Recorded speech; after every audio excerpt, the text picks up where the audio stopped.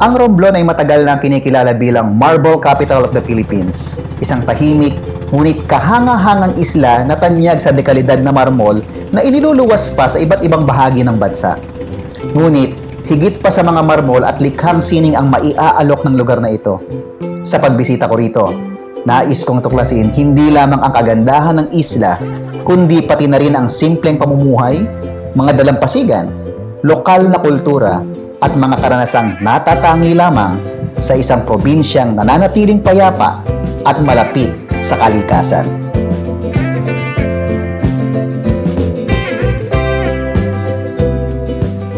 Samahan niyo ako sa pagbisita sa probinsya ng Romblon.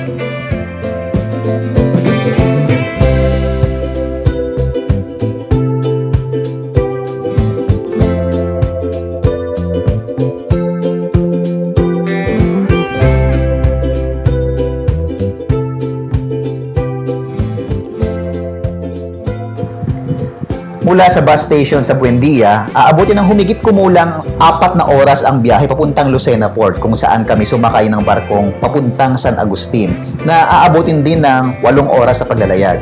Oo nga't medyo mahaba ang biyahe pero ginawa namin itong pagkakataon para naman ma-appreciate namin ang sariwang hangin ng probinsya at magagandang tanawin habang nasa daan.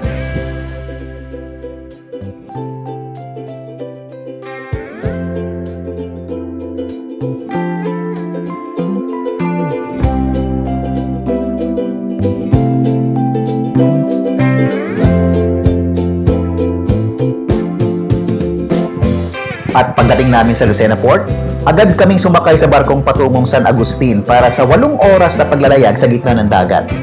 Dahil aabutin kami ng gabi habang nasa biyahe, nasaksihan namin ang unti-unting paglubog ng araw. Isang payapang tanawin na lalong nagbigay ganda at alaala sa aming paglalakbay.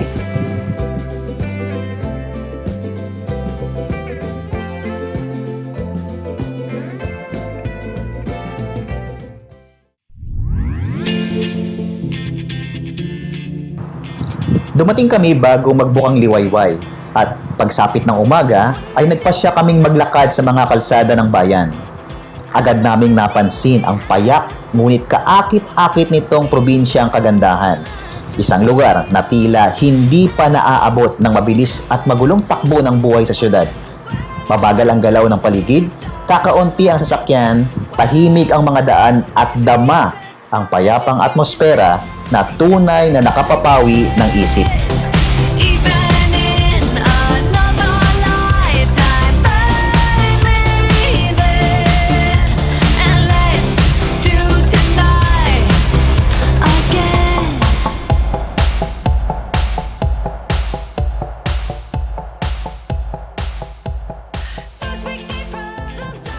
At ang isa pang kapansin-pansin dito, kahit tag-init na, mararamdaman pa rin ang malamig na simoy ng hangin mula sa mga kabundukang nakapalibot sa bayan na lalo pang nagdagdag ng katahimikan at ganda ng lugar.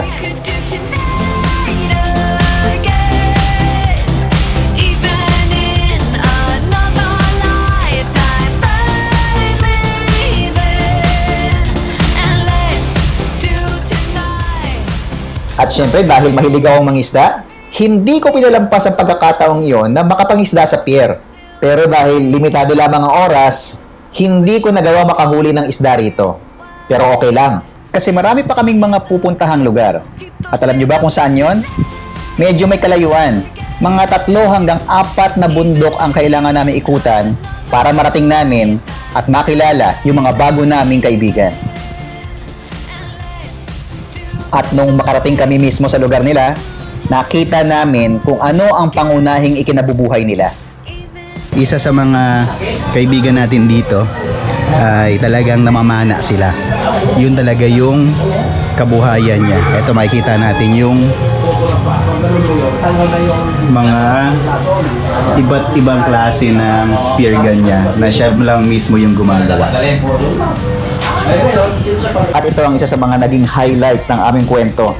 Dahil bisita kami roon at kagagaling lamang nila sa pamamana ng isda, binigyan nila kami ng isang malaki at malapad na isda na maaari naming iuwi at pagsaluhan. Isang simpleng kabutihang loob ngunit tunay na nagpapakita ng init at pagiging mapagpatuloy ng mga taga roon.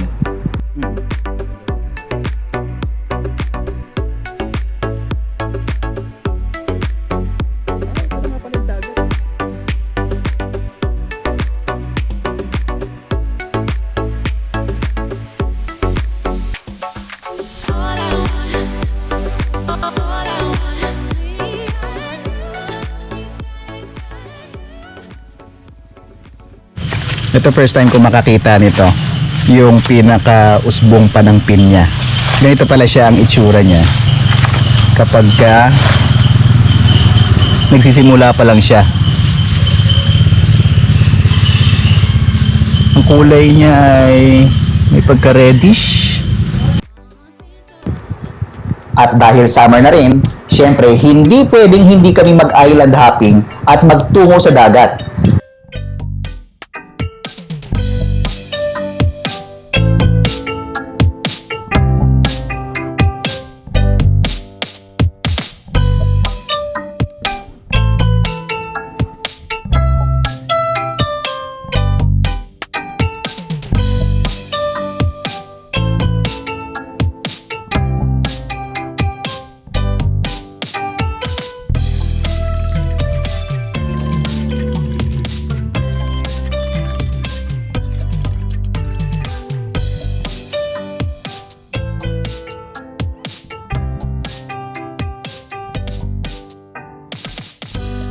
Isa sa mga pinuntahan namin ay isang medyo isolated na isla na may kahanga-hangang rock formations.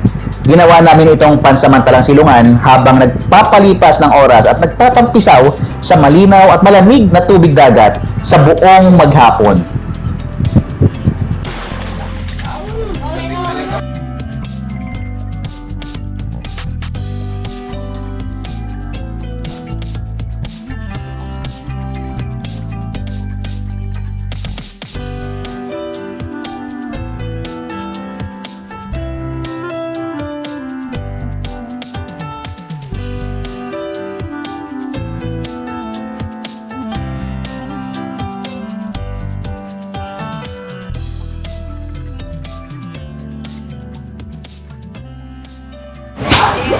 One thing na ma-appreciate mo sa island na ito is it's very unique. Very untouched yung area. Lalim na nga dito eh.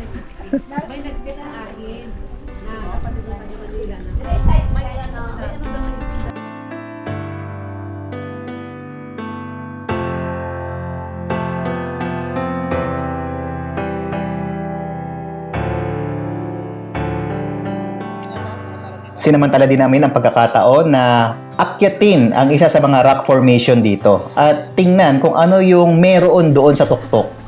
At alam niyo ba kung ano yung nakita namin pagdating namin sa taas? Hindi pa man kami nakakaakyat sa tuktok, bumungad na sa amin ang magandang tanawin ng kabilang isla.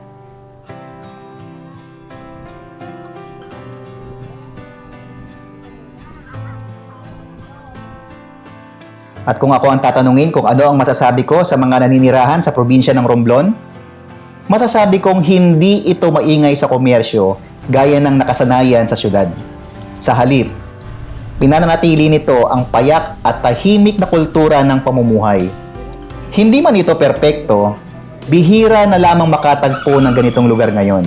At marahil, iyon mismo ang dahilan kung bakit ito naging espesyal. Kapag pinag-isipan mo ng mabuti ang kalagayan ng buhay sa syudad, mapapatanong ka rin sa sarili mo, gaano ba kabilis ang takbo ng buhay ko? At para saan nga ba ang lahat ng ito? Bueno, sa mundong laganap ang pagpapaligsahan kung saan madalas nasusukat ang tagumpay sa dami ng pag-aari at estado ng buhay, mayroon pa ring mga lugar na pinipiling mamuhay ng mabagal, payapa at kontento. Hindi dahil sa kulang sila sa kakayahang makipagsabayan sa galing at ambisyon ng iba, kundi dahil alam nilang hindi lahat ng bagay ay kailangang habulin. Minsan, ang tunay na yaman ay matatagpuan sa katahimikan, sa simpleng pamumuhay, at sa kalayaang hindi kailangang patunayan ang sarili sa kahit kanino. At marahil, iyon ang tunay na ganda ng Romblon. Tahimik, simple, pero tumatagal na alaala.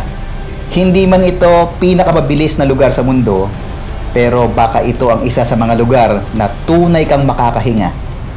Sa huli, hindi lahat ng paglalakbay ay para tumakas. Minsan, para lang maalaala kung paano mabuhay ng payapa.